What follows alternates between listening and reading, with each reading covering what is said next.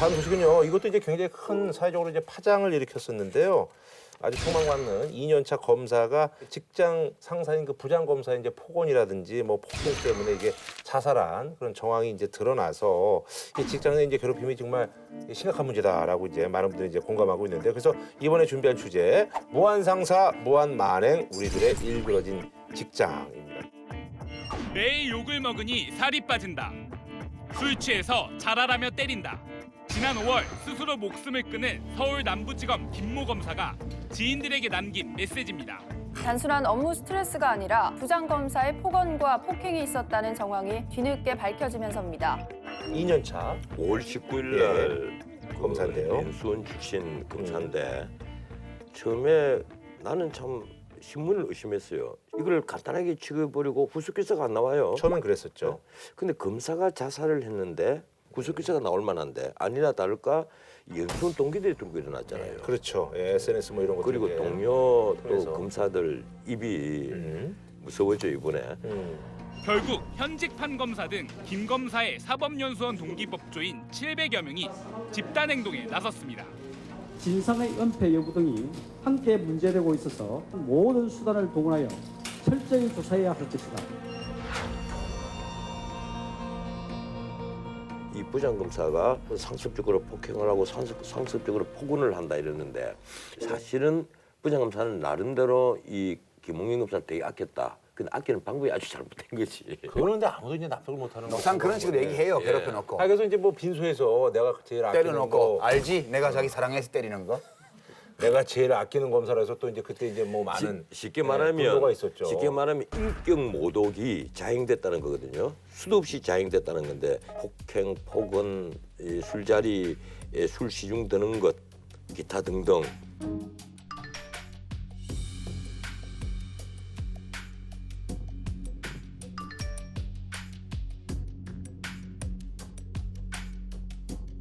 지금 이 문제는 검찰이 이걸 수사를 하지 않고 그냥 이 검사가 보직 해임되는 걸로 이렇게 네. 징계를 했단 말이에요. 그래서 3년 동안 변호사 개업을 하지 못하고 그렇죠. 연구소 퇴직금 한 25% 깎이죠. 예. 깎여요.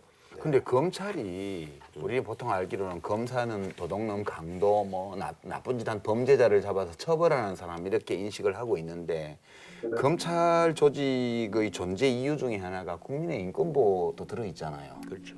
모든 법률가들의 사명 중에 공통적인 거죠, 첫 번째가 네. 바로 인권 보호입니다. 근데 국민의 인권 보호를 자기 조직의 존재 근거 중에 하나로 삼고 있는 조직에서 자기 조직원의 인권을 이렇게 일상적으로 침해하는 이런 문화가 용납된다는 게 좀 놀랍지 않아요? 이 한 40일 동안 잠복해가 있다가 터졌잖아요. 예. 이 총장이 이 문제를 안일하게 판단했기 때문에 그래요. 그런데 지금 또 안일하게 판단하고 있다. 안 그래도 지금 우리 검찰의 신뢰가 엄청나게 떨어졌잖아요. 진경준 검사장이 검사장 최초로 구속이 되고 전직 검찰 출신 변호사들 홍만표 변호사가 엄청난 정관유를 받고도 현관들은 하나도 안 다쳤잖아요.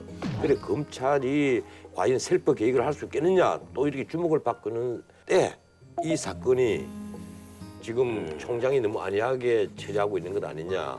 유족 측에서 이제 가만히 안 있는 걸로 이제 모욕죄, 나타나고 폭행죄 있는데요. 정도는 예. 범죄가 충분히 성립될 수 있다고 보이거든요. 대형사상 이제 소송을 검토하고 예. 있다라고 하는데. 근데 언론에서 자꾸 이 문제를 검사 동일체 원칙과 연결시켜서 얘기를 하던데 이 검사 동일체 원칙이라는 것은 이 검찰이 어떤 자의적인 그 판단을 하면 안 되잖아요. 그래서 검찰총장으로 정점으로 해서 유기적인 하나의 그 생물체처럼 검사 동일체 원칙의 틀 안에서 판단을 하도록 하는 상명하복 관계에 있단 말이에요. 근데 지금 김홍윤 검사하고 그 상관인 부장검사의 이런 관계는 이 검사 통일제 원칙과는 하등 상관없는 그럼요. 거예요. 직무수행과 관련해서 원래 상명하복이지. 그 검사 그런데 언론에서는 계속해서 검사 통일제 원칙 때문에 이런 문제가 생긴다. 아니 그죠? 검찰 조직도 문제 있어요. 아, 왜냐하면 그렇죠, 예. 군에서 가혹행위가 일어나는 이유 중에 이 상명하복의 군 지휘 문화라는 게 있는 거거든요. 상명하복의 문화가 검찰 조직 내에 뿌리 있게 있기 때문에 이제 2년차 신임 검사잖아요. 원래 군대에도 신병들은 사실 와서 잘 저항을 못 해요. 좀 이제 알 만큼 알고 자기도 어느 정도 기반이 생겼을 때 뭐 선임병이 뭐 나쁜 짓 하면 좀 대들지 몰라도 신병 때는 어렵거든. 이런 것처럼 2년차 검사니까 되돌면 안 될 것 같고 이런 분위기니까 혼자서 그 고통을 견디면서 사귀었던 것 같아요. 이 하여튼 그 부장검사하는 자리에 있으면서 업무 외의 일로 괴롭혔다는 데 문제가 있는 거예요. 뭐 예컨대 결혼식장에 가서 야 사람 많은 데서 밥 먹으러 가면 좀 그러니까 방 야 잡아라. 네가 저기 가서 방 따로 하나 있나 알아봐. 그러니까 이제 김 검사가 가서 좀 알아봤더니 거기는 가족석으로 예약돼 있어서 어렵다는 거예요. 그럼 내 검사인데 내나 이럴 수가 없잖아요. 그래 와서 저기 부장님 그 가족석이라 거기는 그렇죠. 조례하고 안 된다는데 이렇게 하는 거 아니야. 응? 그러니까 얼마나 모욕감을 아니 느끼겠어요. 꼭 본부처럼 얘기를 하네. 안 봐도 비디오지 그거. 요즘도 그런 사람들이 있나요? 나 이해가 안 가네. 있나 봐요. 아니 철이 안 들었죠. 솔직히 뭐 부장검사 해봐도 나이 몇 살이에요? 지금 보니까 48살이니까 세상 살 만큼 사는 사람이 그 모양이야. 검찰에 좀 이런 성향의 분들이 아직도 많이 좀 계세요. 그 용납이 그 되는 거죠. 용납이. 보는 시각에 따라서 많다고도 할 수가 있고 거의 없다고도 할 수가 있고. 그런데 제가 예전에 이제 몇 년 전에 옛날보다는 많이 바뀌었어요. 한 7, 8년 전인데 이제 우연히 이제 술자리에서 그 검사인데 청와대 쪽에 이제 파견 나간 분을 만났는데 근데 그 당시 저랑 처음 만났는데 저한테 굉장히 강압적으로 말도 막 이렇게 만나자마자 막 이러면서 막 마셔 뭐 남자가 말이야 막 이러고 막 그러더라고요. 검찰의 권위주의 문화는요 여러 면에서 드러나는데 우리 전 변호사님 혹시 검찰에 조사받으러 가보셨어요? 아니요. 그러니까 그런 경험 없으시구나. 기분 되게 나빠요 검찰청 가면. 저는 뭐 여러 번 가봤는데 검사나 어떤 검찰 수사관은 저기 앉아 있잖아요. 그러면 그 검사나 수사관이 앉아 있는 자리는 안이 파여져 있어서 다리가 자유로워. 근데 피의자나 혹은 참고인은 여기 막혀 있는 테이블의 이쪽 끝이 책상 끝이에요. 그럼 나는 다리를 놓을 데가 없는 거야 이게. 이따구로 해놓고 조사를 한다니까. 의도된 거. 의도된 거죠. 아니 어떤 게 이 세상의 모든 책상이 다 그렇지. 그러니까 그러면 취조용 탁자를 따로 하든가 말이야. 이게 뭐야 이게 이렇게 앉아 있으면 다리를 못 움직이는 거야. 조사받으면서 되게 기분 나쁜 거예요. 그런 문화가요. 자기들은 문제의식을 못 느끼는 거예요. 나는 검사니까 다리 꼬고 그거죠. 앉아서 하고. 그건 아마 전 세계가 다 그럴 거예요. 안 그래요. 어디 그래요. 피의자 인권이란 게 있지. 영화를 많이 보셔가지고 미국의 그 조사실처럼 이 테이블에 서로 마주 앉아갖고 조사받는 그런 걸 많이 보시면 내가 조사받으러 갔지 벌써러 갔나? 아니 그건 뭐야? 그 선진국에서 어떤 그 권한을 가진 사람이 그 권한을 사용을 할 때 정당하게 사용을 하기 때문에 문제가 안 생기는데 우리는 왜 자꾸 문제가 생기는가 하면 권한을 남용한단 말이에요. 그게 권력 남용이에요. 그러니까 참 권력 가진 자들이 개돼지 취급하는 거야. 없는 사람. 그래도 한때 권력을 가지던 사람 아니야. 우리나라에서 국회의원 지내고 판사를 국회의원 또 2선이나 했지. 1.25 제가 했지만. 지난번에도 말씀드렸잖아요. 갑은 그리고 본인이 그런 얘기는 내가 평소에 하고 구라가 얘기를 해야 되는데요. 구라도 사실 권력가요. 문화 권력. 근데 변호사님도 있잖아. 어른 별로 안 해보셨잖아요. 저는 나요. 갑은 잠깐 해봤고 어른 엄청 오래 했어요. 나는 평생 짜장면을 가장 맛있는 음식이라고 생각하는 서민이고 그래요. 아니 근데 이게 병원에서도 이런 일들이 많이 일어나잖아요. 인턴 레지던트 뭐 이런 얘기도 많았었고. 근데 요번에 이제 국립대병원이라면 사실 꿈의 직장일 수도 있는데 근데 간호사가 자택에서 이제 극단적인 선택을 했는데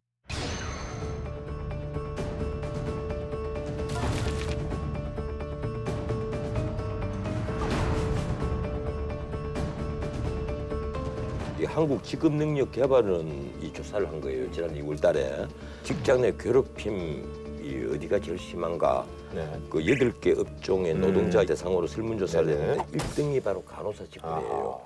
41.3% 그리고 IT 서비스가 40%, 금융보험이 39.4%, 매장 판매가 36.3%, 그다음에 기계 관련 서비스가 36.3%인데 이게 주로 욕설하고 왕따식이고 일감 몰아주기하고 네네네. 이런 식의 이제 괴롭힘이란 말이에요. 근데 내가 이 분석을 해보니까 밝혔는데 긴장 관계가 높을수록 바로 이 괴롭힘 문화가 강하다는 거예요. 이 간호사 직업이 사실은 힘들어. 이 환자의 힘들죠. 생명과 연결되고 그렇죠. 굉장히 조심스러운 분야 아니에요. 이러니까 긴장 관계가 높단 말이에요. 이러니까 이른바 태움 문화 이것이 이제 나온 거예요. 가혹행위 비슷하게끔 뭐 인력이 그 1000명당 9.3명, OECD가 이런데 우리는 그러니까요. 4.8명이에요. 예. 그런데 인구 1000명당 병상수는 오히려 우리가 8.8개로 아주 열악한 OECD 조건입니다. 평균보다 예. 5.1개보다 많고 CT 단점 촬영기 있잖아요. CT 수도 37.7대로 OECD 2.4.6대보다 많고 MRI도 24.5대로 평균이 14.3대보다 많단 말이에요. 이 기자재는 많은데 기재는 많고, 인력은 절반이에요. 그렇죠. 근데 우리나라는 이제 괴롭힘 문화가 간호 있는데. 인력이 지금 간호사 자격증을 가진 분들 중에 네. 실제 현업에 종사하는 분들이 반이 안 돼요. 그러니까 좀 하다가 너무 힘드니까 네, 그만두거나 그만두고. 뭐 이렇게 해서 현업의 반 정도밖에 안 뛰고 있어요. 자격증을 가진 분들 중에. 그게 사실 이 데이터는 지금 말씀하신 장비에는 투자하고 사람에는 투자하는 이게 제도상의 여러 문제도 있어요. 해보면. 그러니까 우선 가족이 와서 간호하는 문화, 그다음에 사적으로 쓰는 네네네. 간병인 이 인력이 있어서 간호사가 적은 거예요. 구조가 이렇게 돼 있고 아니, 복지부 장관 때 이런 문제가 한 번도 거론이 안 됐어요. 왜 안 돼요? 이게 오래된 고질적인 문제예요. 네네. 그래서 간호사를 수를 늘려서 간호사가 충분하면 등급제를 적용해서 수가를 더 주는 제도도 만들었고 가족 간병이 없이 간호사들만 간병하는 이런 병원 시범 사업도 해보고 이렇게 수가 책정을 위해서요. 그렇게 해보고 있는데 결국 이제 이게 다른 데이터들도 보면 우리나라가요. 국민 그거 1인당 그렇죠. 예. 평균 병원에 가는 횟수가 내원 일수가 많은 나라예요. 그리고 고령화율로 보면 우리가 웬만한 유럽의 OECD 국가들보다 아직 고령화가 덜 됐는데도 많은 거예요. 국민들이 병원에 굉장히 자주 간다는 뜻이고요. 뭐 몸 아프면 무조건 병원 가야 돼. 병원 가면 뭐 주사도 맞는 게 좋은 거고 약도 먹어야 되고 뭐 사진 찍어봐야 되고 이게 굉장히 강해요, 사실은. 의료기관에서 제공하는 서비스에 대한 좀 적절치 않은 선입견이 많아요. 그러니까 병원이 나를 건강하게 만들어줄 거라는 거예요. 절대 아니거든요. 나를 건강하게 하는 건 내 자신이거든요. 건강한 생활 습관. 나 지금 병원 다니는데 좋아지고 있어요. 그건 나빠지기 이런 상태로 가는 거죠. 병원에서 좋게 어허. 해주는 거 아니죠. 그런 식으로 생각하시면 또 병원 나의 가요. 희망을 자꾸 잊지 말라니까. 그러지 마시고요. 어쨌든 지금 달리던 거 그만하세요. 아니 근데 이제 뭐 간호사뿐만 아니라 이제 직장 내 이렇게 이제 괴롭힘 이런 것들이 이제 제도적으로 이제 뭐 법률 제정이라든지 이런 것들이 아직까지는 뭐 미비한가 봐요. 그렇죠. 외국에는 이거 네. 법이 있는 나라도 많아요. 외국에는- 우리만 그렇게 했어요? 외국인은 엄청나게 많습니다. 이 괴롭힘 방지법 같은 것이 대부분 한 20년 전에 미국, 일본, 뭐 유럽 할 것 없이 다 법률 정비가 다 됐던데 네. 일단 괴롭힘 문화를 사업주가 방치를 하면 사업주도 다 처벌을 하시고 그건 소송 걸려. 미국 예. 같은 경우는 바로 소송 걸리죠. 예. 그리고 상사가 괴롭히잖아요. 거의 학대죄가 적용된다거나 이런 식으로 법이 아주 세밀하게 규정을 했는데 우리는 아직까지 직장의 조직 문화를 관대하게 바라보는 네네. 시각이 많다는 거예요. 그게 비단 이 간호사 세계뿐 아니라 그렇죠. 예. 다른 교원 세계도 그렇고 방송도 그렇고 뭐 예, 많죠, 심- 뭐. 군대- 개그맨들도 예, 심하다며. 아니, 요즘 좀 많이 낮았어요. 예, 군대도 그렇고 군대는 말할 나위도 없고 심지어 대학이요. 대학이 해마다 예, 신입생들 대학이- 들어올 때마다 신고식 한다고 난리가 나잖아. 그거보다 대학교 교수 사회도 정말 문제 많아요. 나는 참 기가 막힌 게 뭐 자기도 그렇게 훌륭한 교수가 아닌데 난 내가 보기에 그 박사과정 밟고 있고 연구하는 친구 더 똑똑해 보이는데 그렇게 왕노릇을 하더라고. 아, 이 조교들이나 밑에 박사과정 학생들을 종 취급하는 교수들이 얼마나 많게요. 임금비 떼먹고. 그래서 뭐 또 문제가 많이 그럼요. 됐었잖아요. 그게 우리 사회 전반적으로 그게 이제 김영란법에 앞으로 다 이제 걸리죠, 그거는. 혼이 나겠죠. 그런 것은 나 참 잘한다고 봐요. 그러니까 좋은 법이라니까요. 아 좋은 법 아니에요. 어쨌든 뭐 이제 법이 좀 하루빨리 뭐 좀 제정이 돼야 되지 않을까 하는 그런 생각을 하면서 알겠습니다. 자, 그럼 뭐 한 줄로 평 좀 부탁드리겠습니다. 재미로 던진 돌에 개구리가 죽는다. 이 대목은 칸트 네. 어록을 이용해야 될 것 같아요. 임마누엘 칸트. 예. 정언 명령 2번. 자기 자신을 포함해서 사람을 언제나 수단으로만 대하지 말고 목적으로 대하라.